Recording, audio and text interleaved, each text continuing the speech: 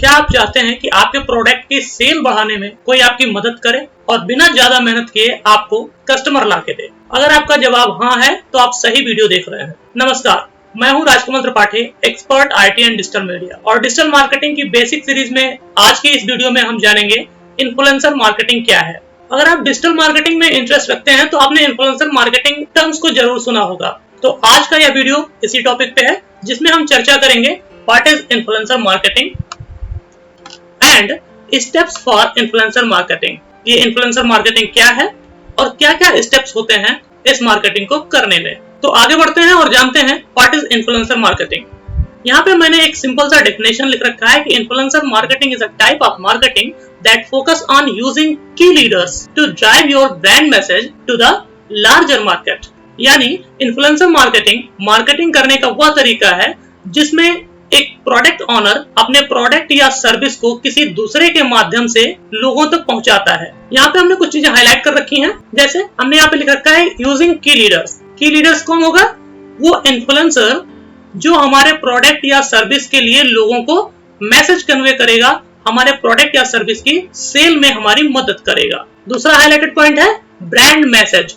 हमारे प्रोडक्ट, हमारी सर्विस या हमारा ब्रांड जो भी हम सेल करना चाह रहे हैं, जो भी हम लोगों तक पहुंचाना चाह रहे हैं, उस मैसेज को हम इन्फ्लुएंसर के थ्रू वहां पे पहुंचाते हैं। और इन इन्फ्लुएंसर के पास एक होती है लार्जर मार्केट, यानी इनके कुछ अपने फॉलोअर्स होते हैं, इनके कुछ अपने लोग होते हैं जो इनकी बात मानते हैं और जो ये बोलते हैं, इन्फ्लुएंसर जो उन्हें बताते हैं उसको वो फॉलो करते हैं। तो इस डेफिनेशन से यहाँ पे दो चीजें निकल के आई। एक तो वो जो अपने प्रोडक्ट या सर्विस को बेचना चाह रहा है, सेल बढ़ाना चाह रहा है या अपने ब्रांड की अवेयरनेस बढ़ाना चाह रहा है, और दूसरा वो जो उस प्रोडक्ट या सर्विस को लोगों तक पहुंचाएगा और उस ब्रांड मैसेज को लोगों को कन्वे करेगा। तो इन दोनों के एंड से ये प्रॉफिटेबल होता है। प्रोडक्ट ओनर को बिना कुछ रिसर्च किए, बिना ज्यादा एफर्ट किए एक मार्केट मिल जाता है, एक सेट ऑफ ऑडियंस मिल जाते हैं जहां पे उनके ब्रांड का मैसेज कन्वे कर दिया जाता है। इसके अलावा इन्फ्लुएंसर अपने ऑडियंस को मोनेटाइज कर सकता है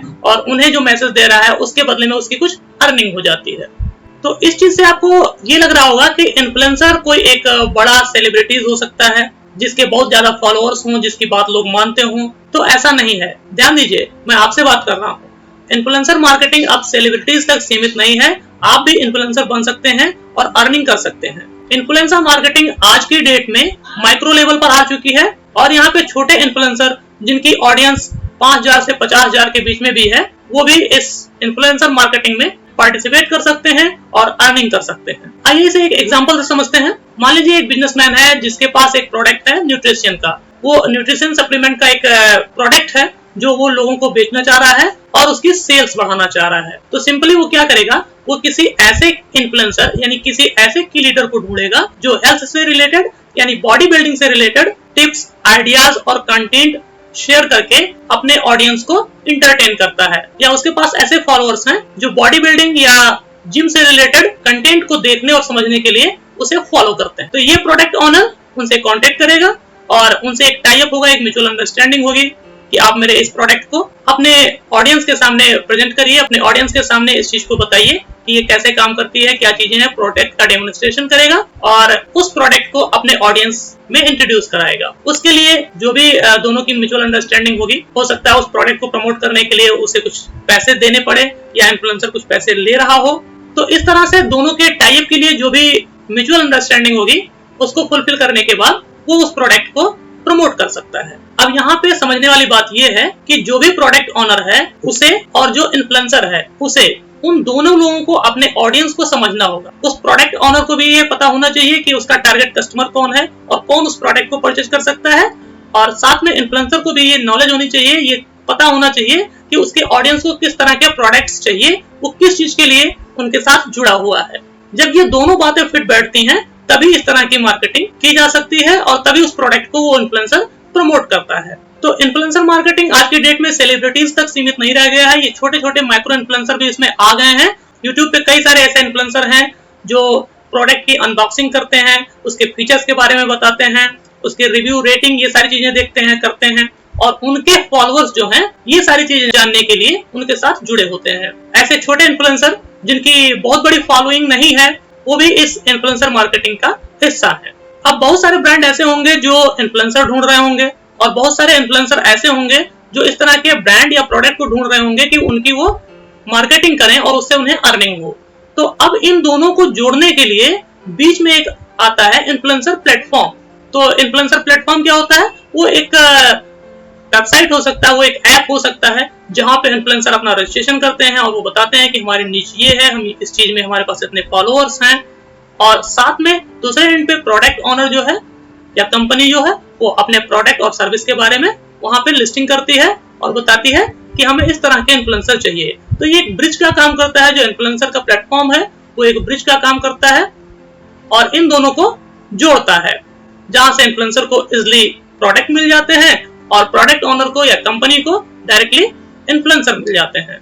तो इस डेफिनेशन से आपको समझ में आ गया होगा कि इन्फ्लुएंसर मार्केटिंग क्या है। आइए अब समझ लेते हैं कि क्या स्टेप्स फॉलो करके हमें इन्फ्लुएंसर मार्केटिंग करनी होती है। यहाँ पे हमने कुछ पॉइंट्स लिख रखे हैं। तो सबसे पहला है planning your influencer marketing strategy. हमें सबसे पहले अपने इन्फ्लुएंसर मार्केटिंग स्ट्रेटजी को समझना होगा। हमारे प्रोडक्ट या सर्विस के लिए कौन सा इन्फ्लुएंसर सही होगा, उसकी हमें प्रॉपर स्ट्रेटजी बनानी होगी। हमें अपने ऑडियंस को समझना होगा कि हम किस तरह के इन्फ्लुएंसर के पास जाएं जो हमारे प्रोडक्ट या सर्विस से रिलेटेड हो। दूसरे एंड पे इन्फ्लुएंसर को भी ये समझना होगा कि हमारी ऑडियंस क्या चाहती है और किस तरह के प्रोडक्ट या सर्विस को हम यहाँ पे प्रमोट कर सकते हैं। ये चीजें हमें समझ में आ जाती है कि इस तरह की ऑडियंस को हमें टारगेट करना है और कौन सा इन्फ्लुएंसर हमें चाहिए। तो हमारा सेकंड स्टेप आता है इन्फ्लुएंसर आइडेंटिफिकेशन एंड सिलेक्शन। अब बहुत सारे इन्फ्लुएंसर हमें मिलेंगे जो उसी तरह के निच पे काम कर रहे होंगे जो हमारे प्रोडक्ट या सर्विस से रिलेटेड है। तो अब हमें अपने बजट, अपने मार्केट साइज और अपने प्रोडक्ट के हिसाब से उन्हीं इन्फ्लुएंसर में से कुछ इन्फ्लुएंसर को चुनना होता है। अब भाई हमें प्रोडक्ट सेल करना है तो हम किसी एक इन्फ्लुएंसर पे डिपेंड तो नहीं रह सकते, हमें मल्टीपल लोग चाहिए होंगे जो उस प्रोडक्ट के लिए लोगों को इन्फ्लुएंस करें। तो वहां पे अपने बजट के हिसाब से और अपने ऑडियंस सिलेक्शन के हिसाब से हमें इन्फ्लुएंसर को सेलेक्ट करना होता है। उसके बाद बारी आती है प्रोग्राम वर्कफ्लो एंड ऑटोमेशन की, यानी जो भी हम प्रोडक्ट या सर्विस को सेल करने जा रहे हैं उसके वर्कफ्लो को हम इन्फ्लुएंसर के साथ शेयर करते हैं। कैसे वो काम करेगा, हमारे प्रोडक्ट के बारे में कुछ हमने डेमोन्स्ट्रेशन वीडियो बना रखा है, कुछ हमने डिस्क्रिप्शन बना रखा है। तो जो जो चीजें हमने कर रखी हैं वो हमें वहां सपोर्ट करना होता है, इन्फ्लुएंसर को वो चीजें बतानी होती हैं और उसके हिसाब से वो उसे डिजाइन करता है कि अपने ऑडियंस को वो किस तरह से प्रेजेंट करेगा। तो इस तरह से एक प्रोग्रामिंग वर्कफ्लो हमें उसके सामने प्रेजेंट करना होता है और उसे बताना होता है। अब जब ये चीजें हो जाती हैं तब बारी आती है मॉनिटर एंड ट्रैक की मैट्रिक्स। हमें ये मॉनिटर करना होता है कि हमने जो इन्फ्लुएंसर चूज किया है उसमें से कौन सा इन्फ्लुएंसर अच्छा काम कर रहा है, किसके थ्रू हमें अच्छी लीड जनरेट हो रही है, सेल्स किससे हमें अच्छी मिल रही है। इन की मैट्रिक्स को हमें समझना होता है। आसानी से हम ट्रैक कर सकते हैं कि हमने जो लिंक जनरेट किया है, हमने जो जिस वेबसाइट पे लोगों को भेजने के लिए, इन्फ्लुएंस करने के लिए बोला है, वहां पे कितने लोग पहुंच रहे हैं और किसके थ्रू आ रहे हैं। ये सारी चीजें हम एनालिटिक्स के थ्रू ट्रैक कर सकते हैं। और जब ये ट्रैकिंग हमारी शुरू हो जाती है, ये चीजें हम जानने लगते हैं, इसके बाद हमारा नेक्स्ट स्टेप होता है ऑप्टिमाइज डिस्ट्रीब्यूशन। फिर हम उस डिस्ट्रीब्यूशन को ऑप्टिमाइज करते हैं और जहां से हमें अच्छी सेल जनरेट हो रही होती है वहां पे हम और चीजें इन्वेस्ट करते हैं और अच्छे से वहां पे फोकस करते हैं। जहां पे हमें लीड जनरेट नहीं हो रही होती है उसे हम और ऑप्टिमाइज करते हैं कि हमें कैसे यहाँ पे क्या बजट लगाना है, क्या करना है, वो सारी चीजें हम सेट करते हैं। तो आशा करता हूँ कि इस वीडियो में आपको समझ में आया होगा कि इन्फ्लुएंसर मार्केटिंग क्या है और ये कैसे काम करती है। तो इस चैनल पर डिजिटल मार्केटिंग से रिलेटेड कई सारी नॉलेजफुल वीडियो आपको मिलती रहेंगी। इसके लिए जरूरी है कि आप मेरे चैनल को सब्सक्राइब कर दें। तो आज की वीडियो में बस इतना ही। So keep learning and get ready to drag a lead with lead drag.